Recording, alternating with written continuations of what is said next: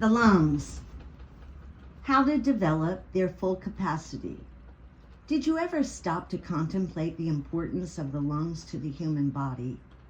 Very few persons make use of their lung power, and as a rule, those important organs will be found developed to about 1/5 of their full capacity.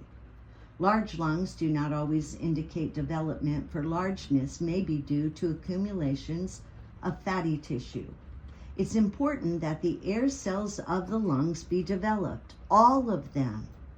It is in these air cells that the oxygen and the life-giving principle of the atmosphere have opportunity to enter into the circulation and to so affect the blood as to purify it, and add to that the indefinable something, which are often satisfied to call the life principle or the breath of life, by which we live and move and have our being.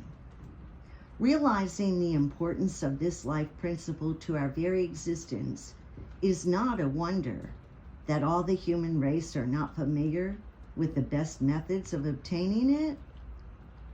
Of course, we know that vitiated air, that is, air laden with poisonous substances, products of decay, obnoxious gases, etc., will produce disease.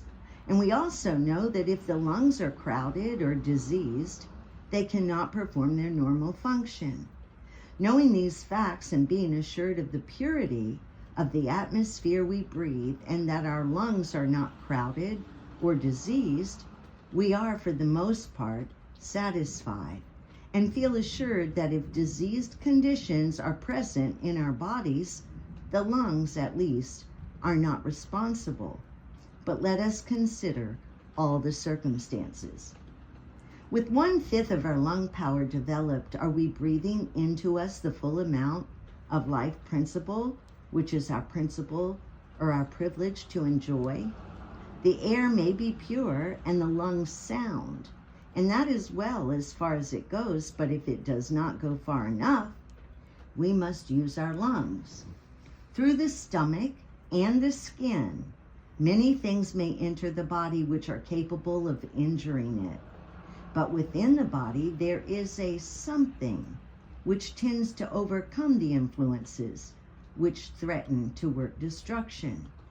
That something we are pleased to term the life principle, and we breathe it into the body along with the atmosphere which we inhale into the lungs. And the more of this life principle we inhale, the greater will be our resistive power against disease, and the longer our lease on life. Well, you will say, I will start at once and use my lungs to their full capacity. You can't. The muscles of your arms are probably strong enough to lift 500 pounds, but they can't do it unless they have been trained to the task. Neither can your lungs until they have been trained to the task to inhale this principle of life and enjoy their full capacity. And to train the lungs, they must, like the muscles of the body, be exercised systematically and progressively. The following rules for exercising the lungs will be found invaluable. Follow them and you will develop your lung power to its fullest, and you will literally inhale the breath of life, which will increase your resistive powers against disease, and in conjunction with other proper modes of living, aid in prolonging your span of life far beyond the century mark. Rule number 1. Always perform the exercise in the purest air obtainable. Such air is best found where there is good ventilation of air, purified by sunlight. Outdoors in the sunshine is best, but not always possible.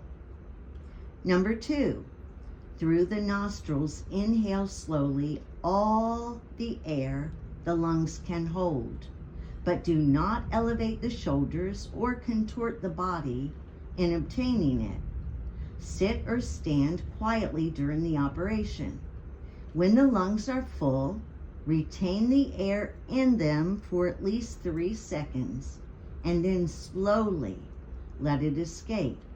Repeat this operation 4 times, each time retaining the air a second longer. Number 3, rest a few minutes after observing rule number 2. Then completely empty the lungs and proceed to refill them. This time, noiselessly sniff up the air through the nostrils in short breaths, not allowing any to escape until the lungs are filled as full as possible, when it may be slowly allowed to escape. Keep the shoulders down and moving backward. This operation may be termed packing the lungs with air. Number 4, slowly and completely fill the lungs with pure air, and then firmly grasp with both hands a pole held at arm's length, slowly tightening the grasp until the muscles of the arms and chest are put on a strain. Afterward, use a pole for each hand. Number 5, during all these exercises, keep the mind free from any thoughts except the one idea that by these processes, the life principle is being taken from the atmosphere and stored in your body. It's a simply wonderful, and what a great change will come over a person who will systematically observe these rules of lung exercise. Daily if possible, but never to the point of fatigue. The change may not come at once, but it is sure to come. And with it, the whole body and the mind will feel exhilarated. The resistive power against disease will be increased 100-fold, and the most important step toward a long and healthy life will have been taken. Isn't that pretty darn cool? So there's a part 2, but for now, part 1. Tomorrow morning, I am going to do that, and I'm going to do it online in case you want to join me. And let's see if we can take our lives back. What do you say? I don't know where the camera is.